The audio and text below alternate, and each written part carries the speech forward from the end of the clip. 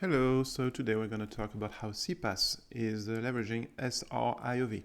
SR-IOV is a network virtualization technology that allows a network interface, a physical network interface, to be shared directly to multiple guests. In this example, we're going to share multiple interfaces to a single guest, and the idea is that the physical interface is directly given to the guest, and so there is no interference of the host kernel, no software involved, and so we hope for good performance using this technology.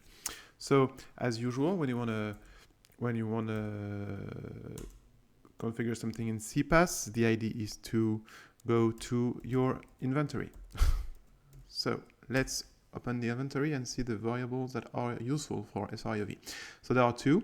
The first one is the driver you're going to use, which is usually common around the nodes. So we write it in the hypervisors section, and in our case, we're going to use the IGB driver. And then on each and every host, you may add a dictionary, SR-IOV, with the number of VFs of virtual function you want for any physical interface that supports SR-IOV. In our case, we are going to create 2 VFs on this interface and 2 VFs on this interface. Let's first have a look at this interface. No VFs are created. The idea is that the first playbook will insert the driver if needed, create the configuration for the VFs. And the second playbook, networking playbook, will make those virtual functions available to libvirt. And then we're going to configure VM to use those virtual functions. Let's see. First, we are going to run the prerequisite playbook to create the VMs.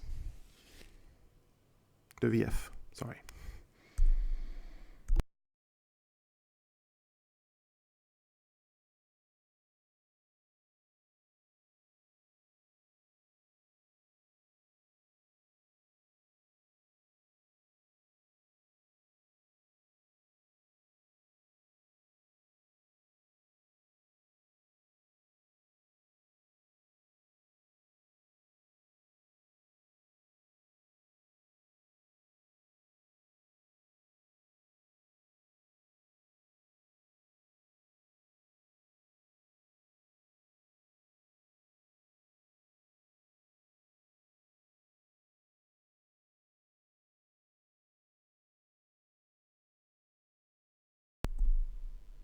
So what has this playbook done? It has created a file in the sysfsd directory, sriv.conf, to create the required number of VFs. If we run the same command as before, we can see that now both interfaces have 2 VFs usable by VMs on the systems. To do that, we are going to expose those VMs to libvirt using network pools. First, let's have a look at the networking in libvirt. We have absolutely nothing. Let's run the network playbook to create the networking linked to those newly created VFs.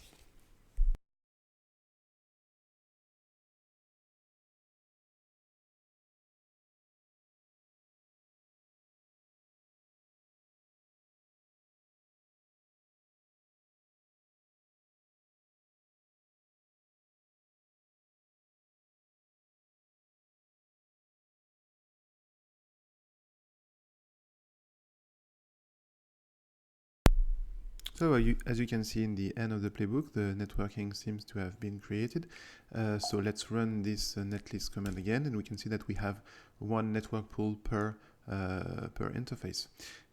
So we know that this pool it will be able to use any VM available for any VM that asks for it. How does the VM ask for it, you may ask? Well, let's have a look at a VM. An XML VM, and in the networking section, in the device section, this is how you use the newly network pool pools that have been created. So basically you create a an interface of type network. You can set a MAC address and the source network, which is the key, and eventually the PCI you want to connect the network card to. In that case, the 5 and 6 will be useful because we can see what interface is which. So we can see that, for instance, the 41 MAC address is connected to the bus 5, and the 42 MAC address is connected to the bus 6. We'll be able to check that in a minute. Let's restart the VM. Then let's monitor how it's booting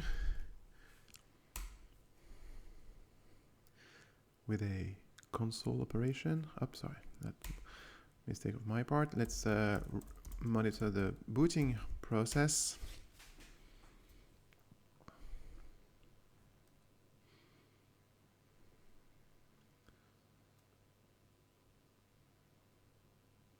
So the VM is booting, and in a few seconds we'll be able to connect to it using SSH. Let's wait a minute.